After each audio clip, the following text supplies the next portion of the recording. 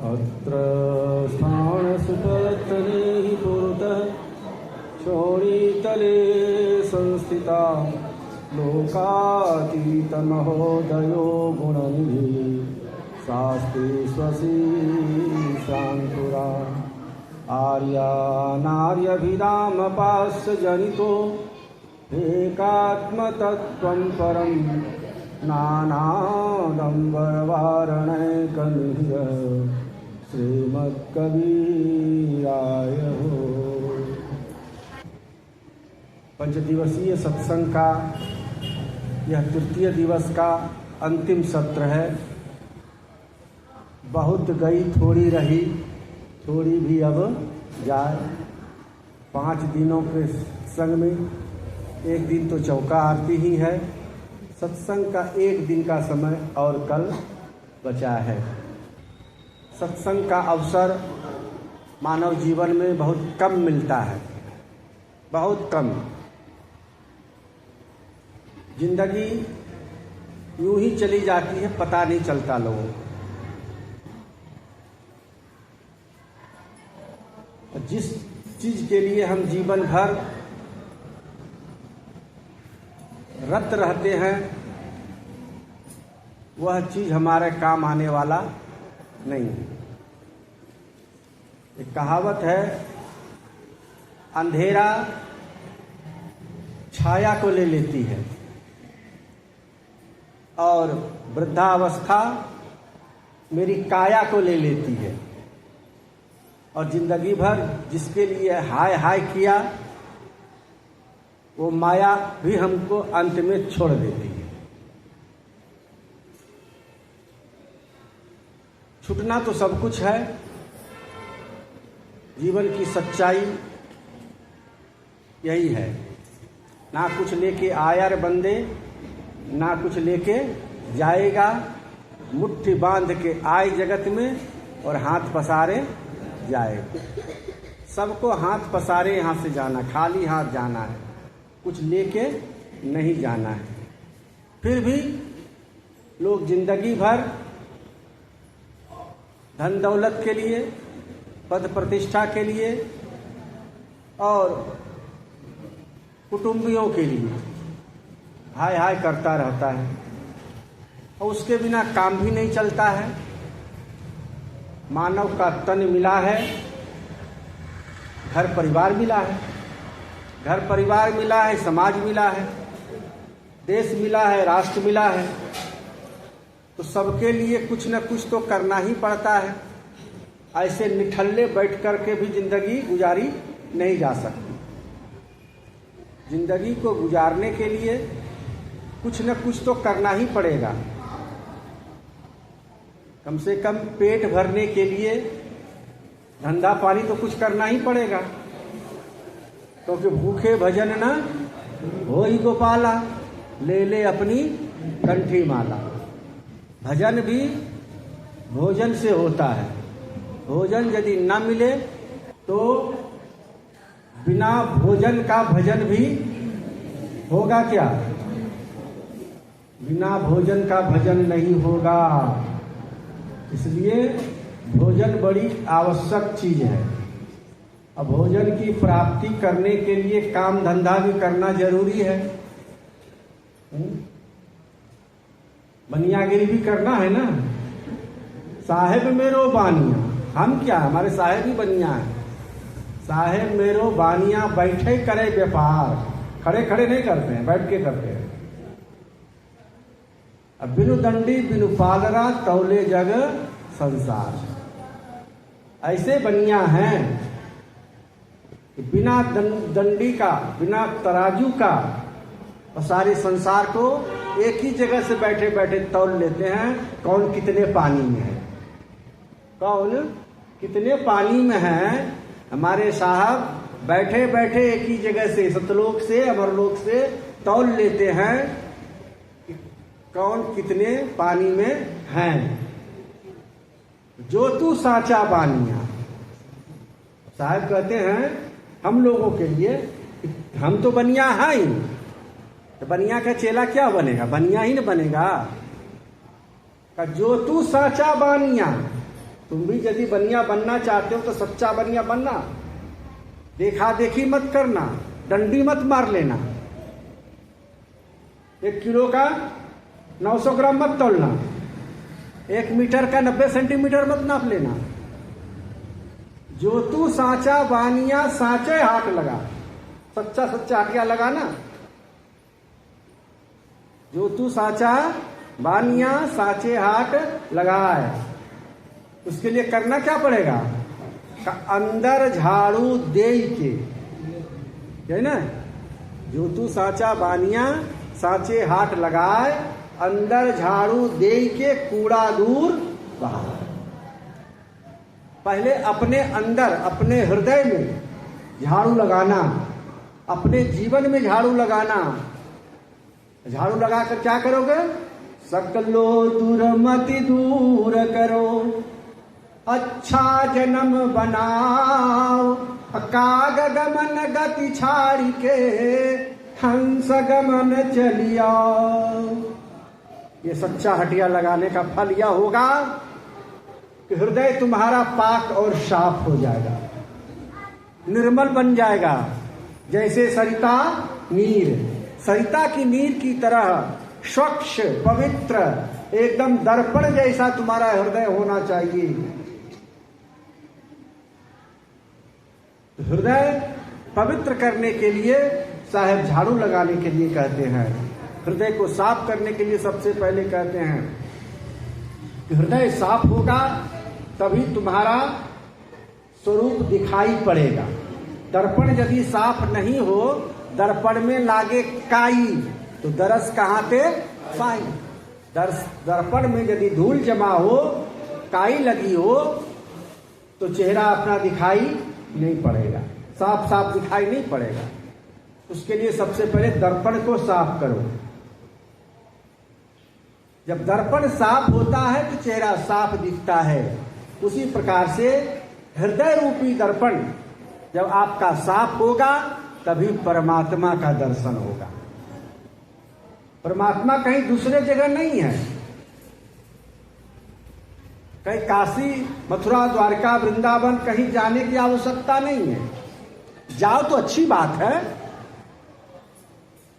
लेकिन नहीं भी जाओगे, घर में भी रहोगे, तो परमात्मा तो तुम्हें यहीं मिलेंगे। और वहां भी जाओगे, काशी अयोध्या मथुरा द्वारका वृंदावन आदि भी जाओगे, मंदिर में भी जाओगे, तो परमात्मा आपको आपके ही अंदर मिलेगा, मंदिर में नहीं मिलेगा। तो मंदिर में लोग पूजा करने के लिए जाते हैं,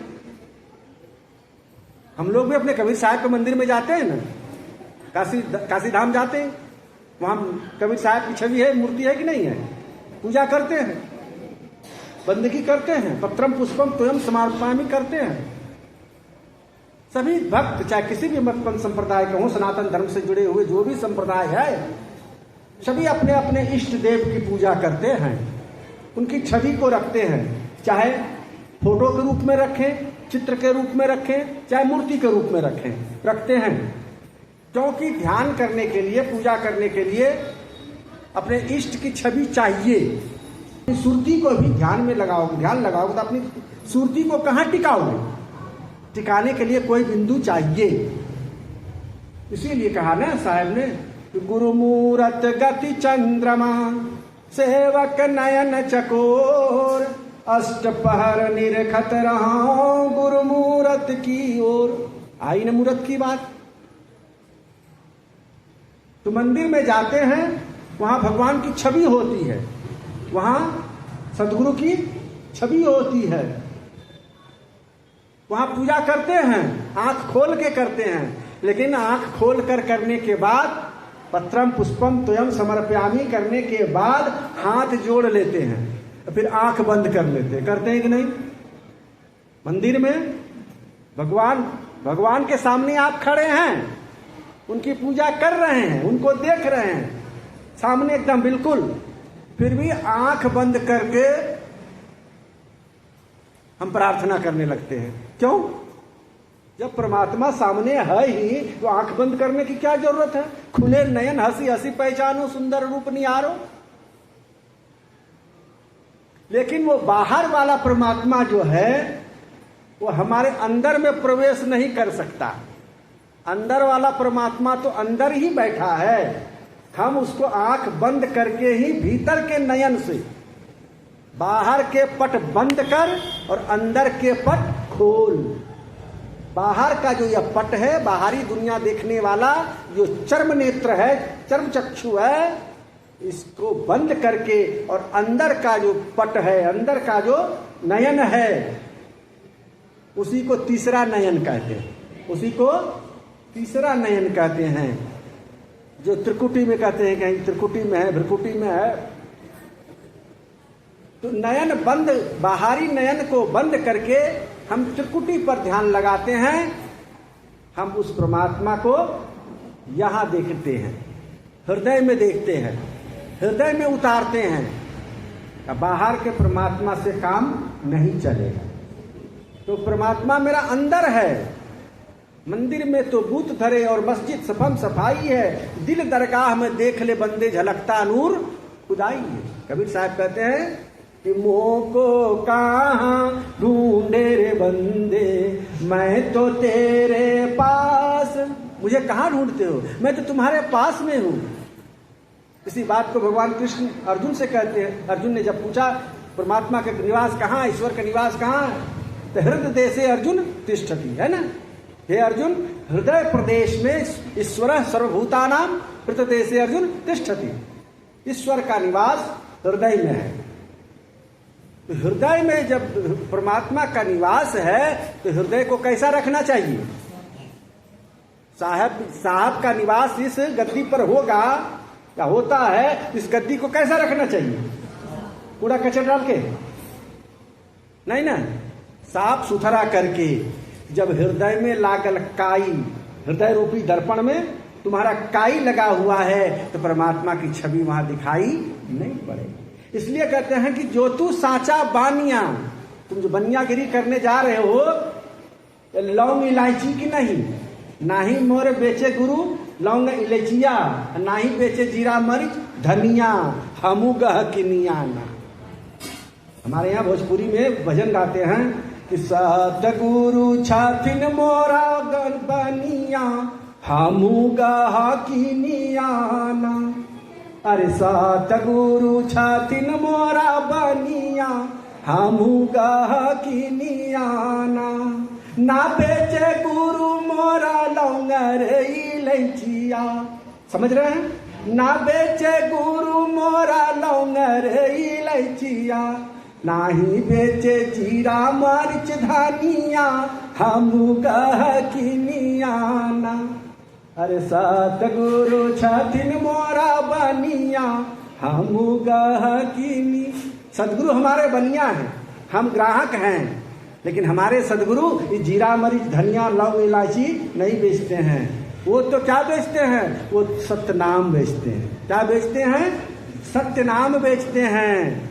तो सत्यनाम को ले, जब हम गुरु के पास, सदगुरु के पास जब सत्यनाम रूपी धन लेने के लिए जाते हैं, उस धन को पा करके सभी धन्य हो जाते हैं। मीरा ने पाई ना, मीरा क्या पाई, पायो जी मैं तो राम रतन धन पायो, पायो जी मैंने राम रतन धन।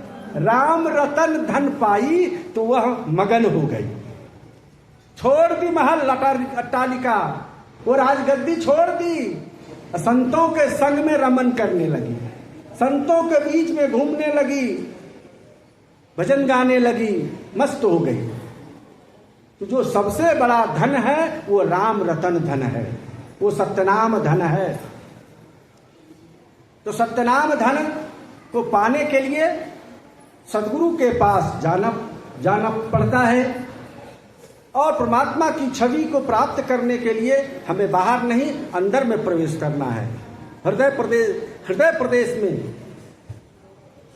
क्योंकि हृदय निवासी परमात्मा क्या है, हृदय निवासी, हृदय में निवास करते हैं। मोह को कहाँ ढूंढे रे बंदे, मैं तो तेरे पास हूं। मुझे कहाँ ढूंढते हो, मैं तो तुम्हारे हृदय में हूं। हनुमान जी ने अपने राम सीता को कहाँ दिखाया था, हृदय फाड़ कर। हृदय फाड़ कर दिखाया कि मेरा राम मेरा सीता कहाँ है, तो हमारे हृदय में है। परमात्मा का निवास हृदय में है। हृदय में निवास करने वाले जो परमात्मा है उसे हम बाहर ढूंढने की कोई आवश्यकता नहीं है। यदि जाते हैं तो कोई ऐसी बात नहीं है, लेकिन परमात्मा जब भी मिलेंगे वो आपके हृदय में मिलेंगे, आपके अंदर मिलेंगे, और उसके लिए आपको हृदय को एकदम पाक साफ करना पड़ेगा। पाक साफ होगा कैसे? सारी बुराइयों को दूर करना पड़ेगा। सकलो दुर्मति दूर करो, साहब कहते हैं सकलो दुर्मति दूर करो। जो दुर्मति है उस दुर्मति को दूर कर दो। तुम्हारी जो बुद्धि, मति मने बुद्धि, तुम्हारी बुद्धि में जो लकवा लग गया है ना, जो बीमारी आ गई है तुम्हारी बुद्धि में, काई पड़ गया है, कजली पड़ गया है, उस कजली को पहले साफ करो। मन बुद्धि में लागल काई, कहां छोड़ा रह जाओगे भैया? मन बुद्धि में लागल काई तो सत्य संगत से छूटत भाई। मन बुद्धि में जो काई लग गई है, जो कालिख पड़ गया है, जो बीमार ग्रस्त हो गया है, उसकी साफ सफाई कहां होती है? संतों के संग में। इसलिए लोग कहते संतन के संग लाग रे तेरी अच्छी बने। यदि अपने अच्छाई, अपने जीवन को अच्छा बनाना चाहते हो, अपने कर्म को अच्छा बनाना चाहते हो, जीवन से मतलब कर्म है, अपने कर्म को अच्छा बनाना चाहते हो तो संत महापुरुषों के संग में बैठा करो। कहाँ बैठना चाहिए, किनके साथ बैठना चाहिए, वहां बैठकर क्या चर्चा करनी चाहिए, इन बातों को जानने समझने के लिए भी संतों के पास बैठना चाहिए। बैठना तो है, व्यक्ति अकेला नहीं रह सकता, किसी न किसी के साथ वो बैठेगा, संग करेगा। लेकिन यदि अच्छे लोगों के संग नहीं करोगे तो स्वाभाविक है बुरे लोगों के संग करोगे। संग में तो बैठना है, अकेले नहीं रह सकते हो। तो अच्छे लोगों के संग में बैठ करके और अच्छे विचार का आदान प्रदान करना चाहिए। जब भी बैठो कुछ सत्संग की चर्चा, कुछ ज्ञान की चर्चा, कुछ रामायण की चर्चा, कुछ उपनिषद की चर्चा, कुछ गीता की चर्चा, कुछ संतवाणी की चर्चा, कबीर साहब की वाणी वचनों की चर्चा, ये बैठो तो संग में, किसी के संग में यही चर्चा करो। समय कहते लोग टाइम पास, अरे टाइम पास ताश की पत्ती पर क्यों करोगे?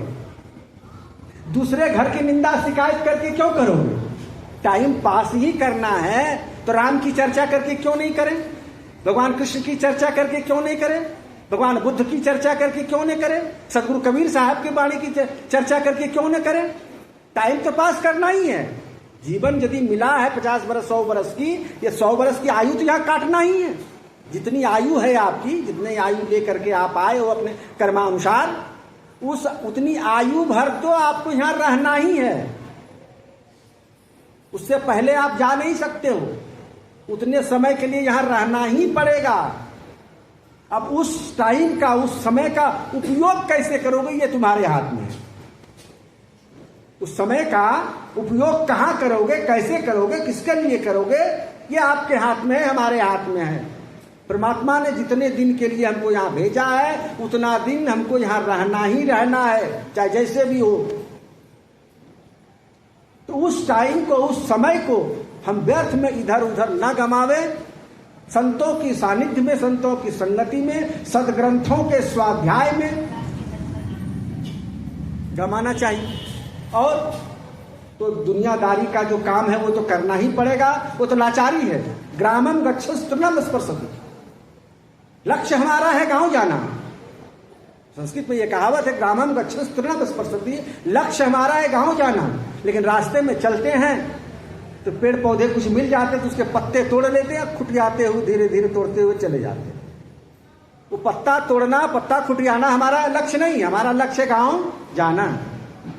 उसी प्रकार से हमारा इस मानव जन्म का लक्ष्य है परमात्मा की प्राप्ति करना, मोक्ष की प्राप्ति करना।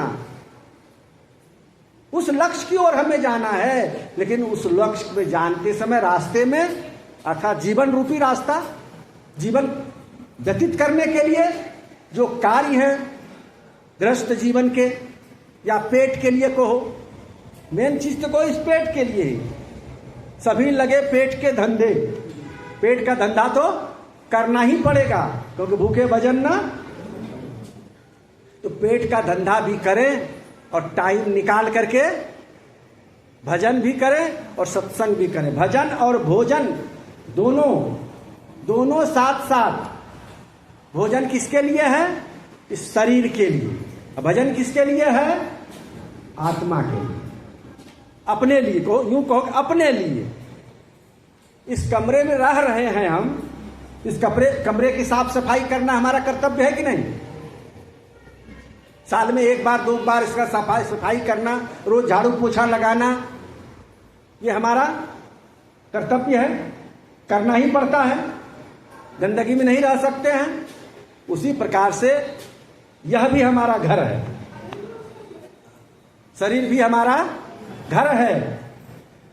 इस घर की भी साफ सफाई करना जरूरी है। जो पंच भौतिक शरीर है, इस पंच भौतिक शरीर की साफ सफाई योगासन के द्वारा, प्राणायाम के द्वारा, दवा दारू के द्वारा, और इस शरीर के अंदर भी शरीर है, सूक्ष्म शरीर, कारण शरीर, महाकारण शरीर। जीव आत्मा जो है जैसे इस घर में है, पहले तो इस घर में है, शरीर है, शरीर रूपी घर में पहले इस घर में है, उसके बाद इस शरीर रूपी घर में है, इसके अंदर फिर सूक्ष्म शरीर, फिर कारण शरीर, फिर महाकारण शरीर। तो जो सूक्ष्म शरीर है हमारे संस्कारों का शरीर है। तो संस्कार के जो शरीर हैं, उस शरीर की साफ सफाई किससे होता है? भजन से। जो संस्कार हमारे जन्म जन्मांतर के संस्कार पड़े हैं, उस संस्कार की जो साफ सफाई है वो हमको भजन से करना पड़ता है। कौन सा भजन? ये गेय भजन तो खैर श्रवण के लिए है, वो एक फर्स्ट सोपान उसको कह सकते हो। लेकिन जो आंतरिक भजन है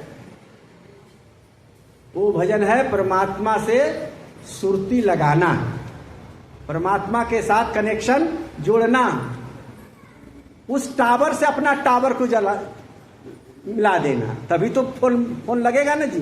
नंबर डायल करेंगे, वहां का भी जिसके यहाँ कर रहे हैं वहां भी टावर मिलेगा, तभी फोन लगेगा। नहीं, लेकिन परमात्मा वाला टावर तो हरदम लगा हुआ है, हमारा ही टावर छूट जा रहा है। परमात्मा का टावर इतना शक्तिशाली है कि वहीं से बैठे करे व्यापार, वो सब जगह वहीं से देख रहे हैं, सबके साथ टावर भिड़ा हुआ है। लेकिन हमारा ही टावर जो है छूट जाता है, मोह माया के जाल में फंसकर। मोह माया के जाल में फंसकर हमारा टावर परमात्मा से छूट जा रहा है। इसलिए कहते हैं कि उस टावर को पकड़ने के लिए, उस टावर को जोड़ने के लिए हमें संतों का संग, सदगुरु का सानिध्य और उनके द्वारा बताया गया जो मार्ग है, जो रास्ता है, जो साधन है, वो साधन की जो साधना की जो विधि है उसको हम करें। जब तक साधना नहीं करेंगे, भजन नहीं करेंगे, केवल सुनने, मान लो कि हम सालों भर सत्संग खूब सुनते हैं, 30 दिन, आजकल तो मोबाइल का जमाना हो गया है, सब कुछ उसी में है। सवेरे सवेरे लोग भजन लगा भी देते हैं, भजन सुनते हैं, झाड़ू लगाते हैं, पोछा करते, सब काम करते हैं घर। लेकिन वो भजन जो है केवल आपका मनोरंजन करता है, आपका मनोरंजन करता है, आपका टाइम पास करता है। लेकिन उस भजन को सुनने से आपके परमात्मा के साथ लाइन जुड़ने वाला, परमात्मा के साथ लाइन कब जुड़ेगा? जब आप बैठोगे स्थिर सुखमासनम, स्थिर सुखमासनम, किसी आसन में सुखपूर्वक स्थिर होकर के आप जब बैठोगे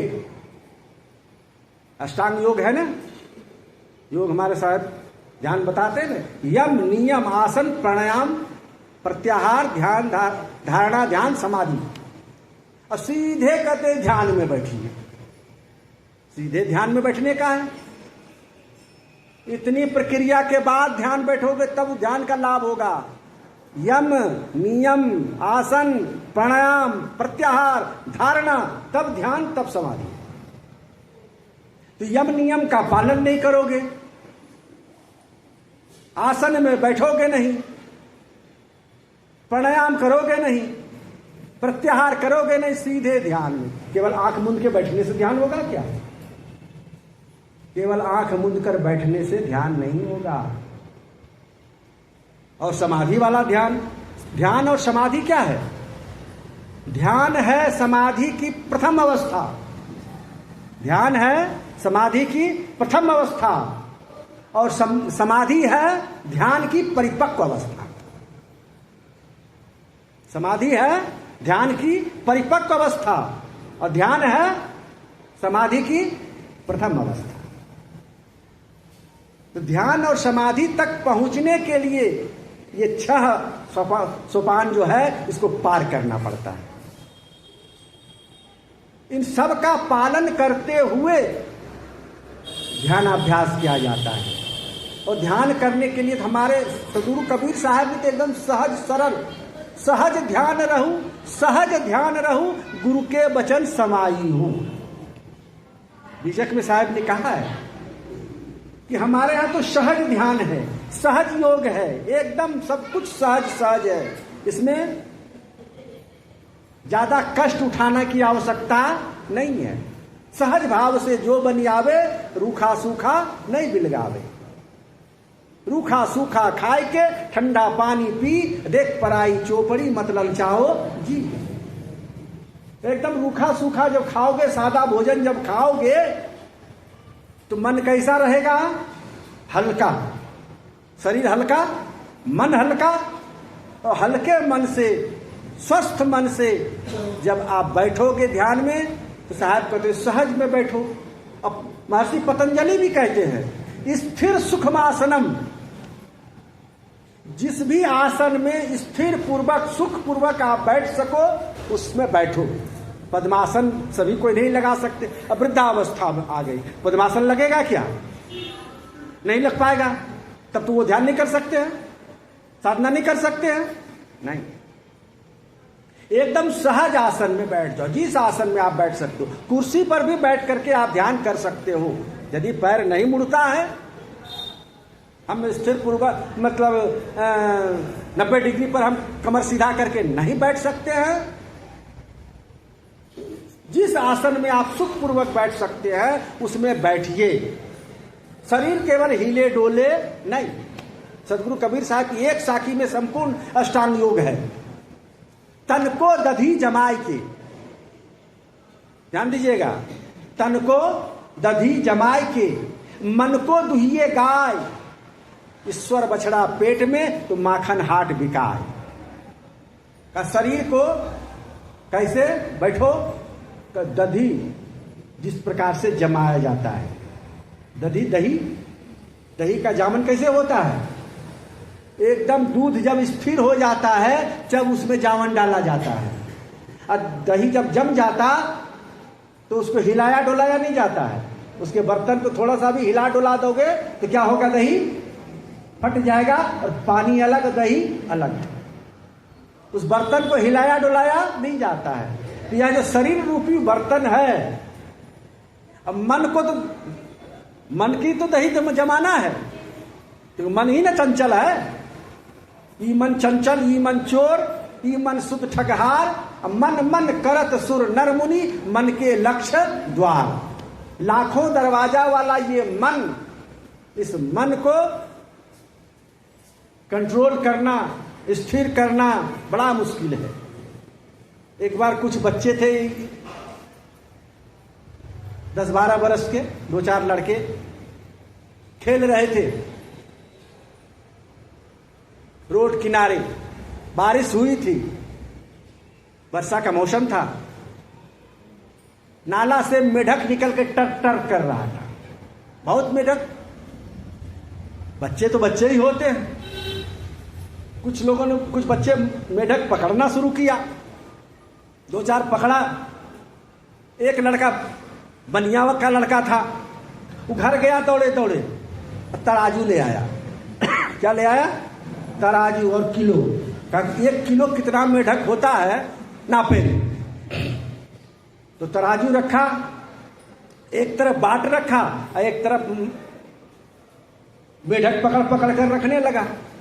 तो मेढक जब एक रखे, दूसरा पकड़ने जाए, तब तक ये मेढक उछल के भाग जाए। घंटों बीत गया, मेढक को वो नाप नहीं सका। बड़ा परेशान हो गया।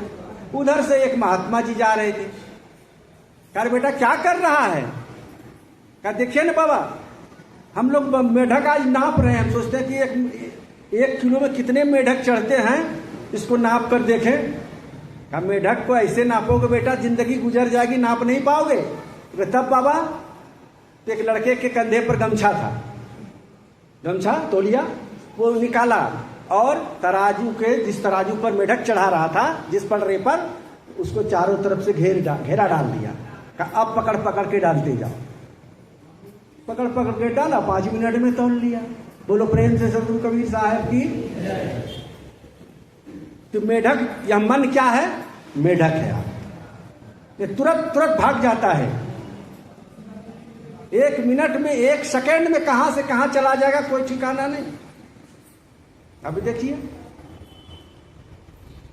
तुरंत तुरंत आप अपने तौलिए, जरा सा कोई अंदर प्रवेश करेगा, मन तुरंत चला जाएगा वहां। कोई बगल में मोबाइल चलाने लगा, इधर उधर किया, तुरंत मन आपका इधर से उधर छटपट करता रहता है। मन स्थिर रहने वाला नहीं है।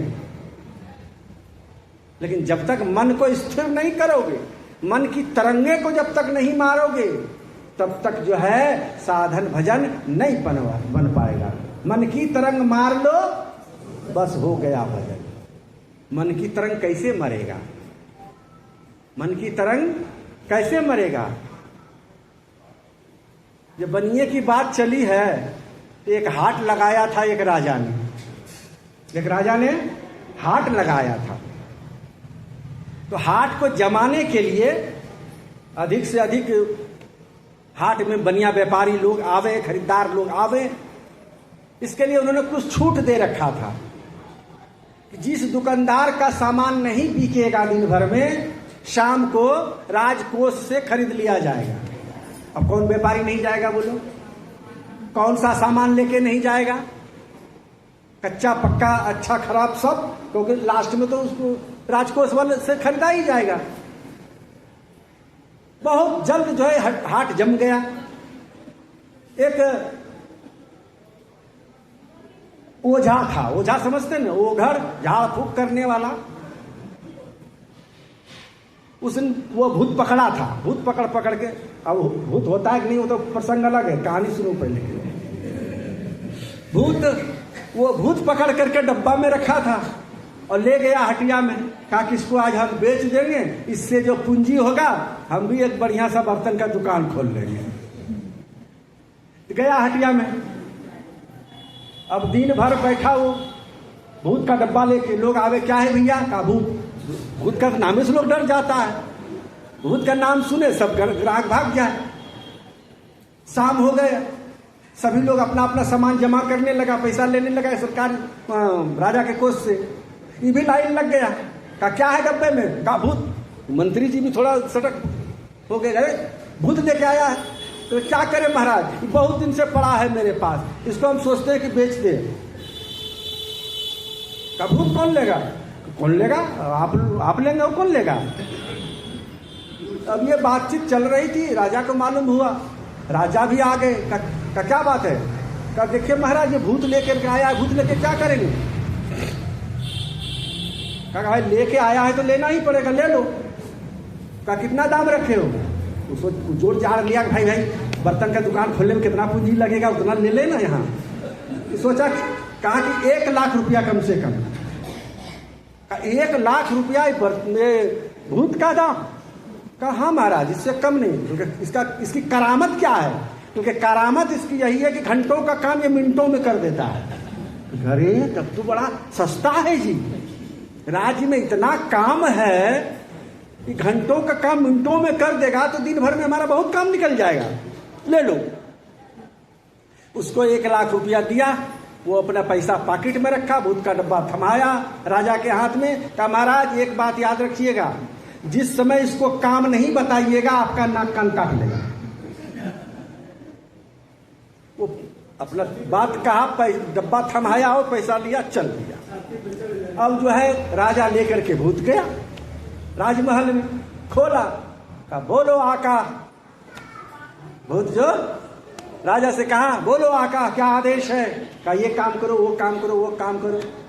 अब राजा तो रात भर में ही परेशान हो गया काम बताते बताते, क्योंकि घंटों का काम मिनटों में, राजा बोलता नहीं था कि वो काम हो जाता था।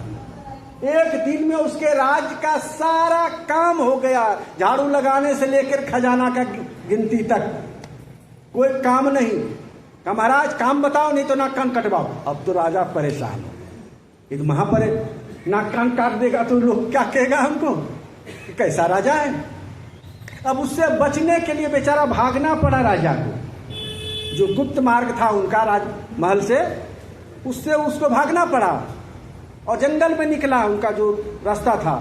तो वहां क्या था, जंगल में जब भाग रहा था, जा रहे थे, बड़ा परेशान थे, पसीना पसीना। तो एक महात्मा जी ध्यान में बैठे थे उसी जगह। तो महात्मा जी ने देखा राजन, कहा अरे महाराज आप तो लगते हैं कि यहाँ के राजा हैं, इतने परेशान क्यों हैं।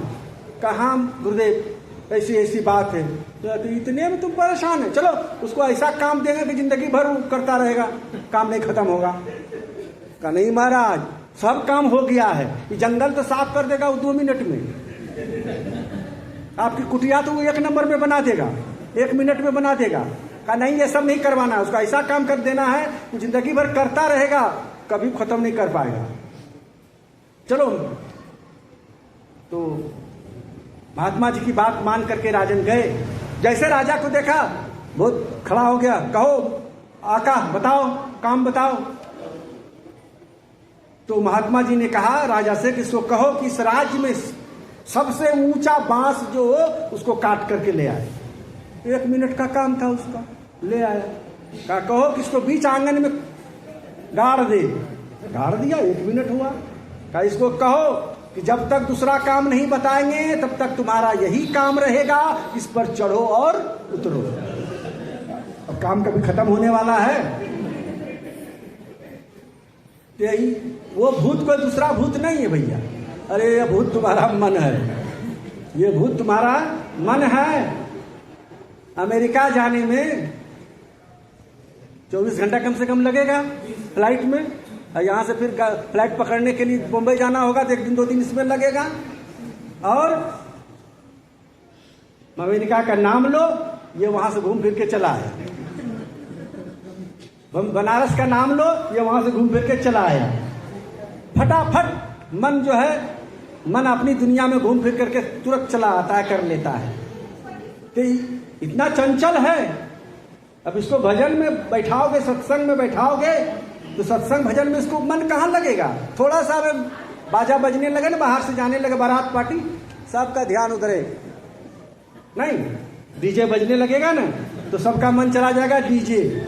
और डीजे का मतलब जानते हो, डीजे का मतलब आजकल सभी लोग उसी में मस्त हो गया है। डीजे, डी का मतलब डांसर, जे का मतलब जोकर। जिसकी आवाज सुनते ही आप डांसर और जोकर बन जाते हो, तुरंत चले जाओगे वहां पर और डांस करने लगोगे। आजकल के घर के बहू बेटियां कोई बड़ा छोटा नहीं देखती है, आगे पीछे कौन खड़ा है, तुरंत कमर थिरकाने लगती है। और पुरुष वर्ग भी जोकड़ाई करने लगते हैं। तो जिसकी आवाज सुन करके डांसर और जोकर बन जाए उसको कहते हैं डीजे। तो मन इतना चंचल है कि अभी थोड़ी सी आवाज आ जाए तो सबका ध्यान उधर ही चला जाएगा। फिर यहाँ कितनी भी गंभीर बातें, कितना भी जीवनोपयोगी बातें कहें, आप नहीं सुनोगे। ईमन चंचल ईमन चोर, ईमन शुद्ध ठगहार, मन मन करत सुर नर मुनि मन के लक्ष्य हमारी आपकी क्या, बड़े बड़े सुर नर मुनि जो है मन के फेर में पड़ करके अपना जो है कल्याण खो दिया है, अपना कल्याण नहीं कर पाया है, बीच रास्ते में अटक गया है इस मन के चलते। तो इस मन को स्थिर करने के लिए हमारे साहब कहते हैं कि तन को दधी जमाई के मन को दुहिएगा। शरीर को एकदम स्थिर कर लो, जिस आसन में आप सुखपूर्वक बैठ सकते हो बैठो और स्थिर कर लो, और मन का दोहन करो। मन का दोहन करो मतलब मन जो इधर उधर भटक रहा है, इधर उधर जा रहा है, उसको समझाओ कहाँ जा रहे हो, वहां कुछ नहीं मिलेगा, जहां जा रहे हो वहां कुछ नहीं मिलेगा। जो उड़ी जहाज की पंछी पुनी जहाज पर आवे, जहाज पर, पानी वाला जहाज पर मान लो कोई पक्षी बैठ करके चला गया समुद्र में, बीच समुद्र में, और वहां वो यदि उड़ करके जाए कहीं दूसरे जगह तो उसको आश्रय मिलेगा रहने को? क्या नहीं मिलेगा, फिर घूम फिर करके उसी जगह आएगा। उसी तरह से आपका मन कहीं बौख रहा है, कहीं जा रहा है, और आप साधना में बैठे हो तो बैठे रहो, स्थिर रहो, हिलने डोलने की बात नहीं है। मन जो तुम्हारा जा रहा है वो कहीं नहीं जाएगा, वो लौट करके तुम्हारे पास आएगा। तो तन को दधी जमाए के मन को दुहिएगा, मन का दोहन करो। मन जो बाहरी दुनिया में घूम रहा है उसको हृदय प्रदेश में अपने अंदर उसको घुमाओ, तब ईश्वर बछड़ा पेट में, पेट में मैंने हृदय में, परमात्मा तुम्हारे हृदय में है, कहीं दूसरे जगह नहीं है। खाली मन को तुम जो है अपने बस में कर लो, क्योंकि यही मन जो है, क्योंकि मन अकेला नहीं है, मन का 10 साथी है ना, पंच ज्ञानेन्द्रिय और पंच कर्मेंद्रिय, 10 इंद्रियां हैं और एकादशम मनोगेयम 11वां मन है। इन सभी के साथ मिल करके यह खुराफात मचाते रहता है जिंदगी भर, और व्यक्ति को परेशान किए रहता है। कहा यहाँ सुख है, यहाँ सुख है, यहाँ सुख है, यहाँ सुख है। वो कहता है अरे धन में सुख है, और कमाओ और कमाओ और कमाओ, लेकिन ऋषि कहते हैं नहीं वित्ते न तर्पणियों मनुष्य, वित्त में मनुष्य को संतुष्टि नहीं होती है। जो 10 20 50 भय सत होए 50 लाख तो करोड़ अरब है ना, सुंदरदास जी की पंक्ति है कि 10 20 50 100 1000 लाख करोड़ अरब खरब भी हो जाए तो भी लोगों को धन से संतुष्टि नहीं होती है, संतोष नहीं होता है, वहां सुख नहीं मिलेगा, वहां शांति नहीं मिलेगी। नहीं दिखते नितर्पणियों मनुष्य, लेकिन मन कहता है कि नहीं ज्यादा धन होगा ना तो तुमको सुख मिलेगा, शांति मिलेगी, संतोष मिलेगा। का नहीं, का बेटा बेटी ज्यादा हो जाएगा, अरे 1 लाख नाती 1.25 लाख पोता, किसको था? रावण को, उसको शांति मिली क्या? नहीं मिला। का परिजन भी ज्यादा हो जाने से सुख शांति नहीं मिलेगी, बड़े बड़े पद प्रतिष्ठा वाले को भी सुख शांति नहीं मिलती है। सुख शांति तो केवल साधना में मिलती है, केवल भजन में मिलता है, साधु संगति में मिलता है। इसलिए संगत कीजिए साधु की, कटे कोटि अपराध, सारे अपराध, सारे जो तुम्हारे अपराध हैं वो सब क्षम्य हो जाएगा जब संत गुरु के संग करोगे, सदगुरु के संग करोगे, संतों का संग करोगे, संतों का संग करोगे तभी तो भक्ति का रंग चढ़ेगा, तभी तो भजन होगा। भजन शब्द देखो, भजन 3 अक्षर है ना। भ मने, भ का अर्थ है भवसागर, भ मने भवसागर, ज मने जहाज, न मने नाम। भवसागर से पार होने के लिए नाम रूपी जहाज पर सवार होना पड़ेगा। इसलिए हमारे साहब कहते हैं कि सुमिरन करहु नाम के, काल गहे हैं केस, ना जानो कि तुम्हारी हो क्या घर क्या परदेश। सुमिरन करो, भजन करो नाम का, जो नाम तुम्हें सदगुरु ने दिया है, जिनसे आप दीक्षा लिए हो, गुरुदेव से, जिस गुरुदेव से जो भी नाम आपको दिया हो, जिस किसी भी मत पंथ संप्रदाय में आप हो, गुरु द्वारा जो प्रदत्त नाम है वो नाम आप तो किताबों में पढ़ सकते हो, वह नाम किताबों में भी है, लेकिन किताब वाला नाम पढ़ करके यदि तुम सुमिरन करोगे तो उससे तुम्हारा बेड़ा पार नहीं होगा। गुरुमुख वाणी उपजे शीश साँच करी मान, यही विधि फंदा छूटी है और जुगत नहीं। हाँ, गुरुमुख से जो नाम मिलता है, गुरुमुख से जो नाम मिलता है, उस नाम का जब हम सुमिरन करते हैं, भजन करते हैं, उस नाम के सुमिरन से गुरु द्वारा प्रदत्त जो नाम है, उस नाम का सुमिरन करने से आता है, गुरु नाम दिया जाता है, मंत्र दिया जाता है, उस मंत्र का जो जाप करने से कल्याण होता है। इसलिए जो भी व्यक्ति गुरुमुखी हैं, गुरु से जिन्होंने नामदान लिया है, गुरु द्वारा प्रदत्त जो नाम है, उस नाम का सुमिरन जितना अधिक करोगे, जैसे जितना धन कमाओगे उतना बड़ा धनवान कहलाओगे। 1000 रुपया कमाया तो 1000पति, लाख रुपया कमाया तो लखपति, करोड़ रुपया कमाया तो करोड़पति, अरब रुपया कमाया तो अरबपति, खरब रुपया कमाया तो खरबपति। उसी तरह से नाम रूपी धन आप जितना कमाओगे, जितना नाम का सुमिरन करोगे, नाम का सुमिरन जितना करोगे, जितना तुम्हारा पास बढ़ेगा, उतने बड़ा धनिक कहलाओगे, नाम धनी। तब आपका नाम होगा नाम धनी। इसलिए नाम का सुमिरन हर समय करते रहना चाहिए, हर समय। नाम सुमिरन करने के लिए स्नान करने की जरूरत नहीं है, नाम सुमिरन करने के लिए मंदिर जाने की आवश्यकता नहीं है, नाम सुमिरन करने के लिए पूजा स्थल पर बैठना जरूरी नहीं है। नाम तो हर समय सुमिरन कर सकते हो कि श्वासा में करना है। नाम सुमिरन किस में करोगे? श्वासा में करोगे। और श्वासा तो हर जगह चलेगा।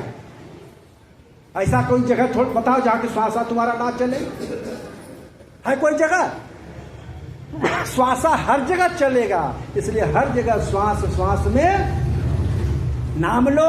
जहां भी हो, जिस स्थिति में हो, उस स्थिति में श्वासा में सुमिरन, वहां छूत अछूत नहीं लगता है।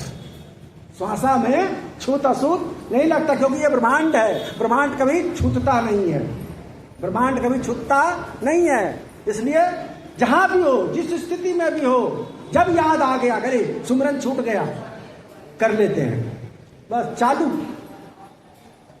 श्वास श्वास में नाम चालू कर दो, उसको रोको मत। जिस समय की एकदम लाचारी अवस्था आ जाएगी, मुख से बोला नहीं जाएगा, व्यक्ति को पहचाना नहीं जाएगा।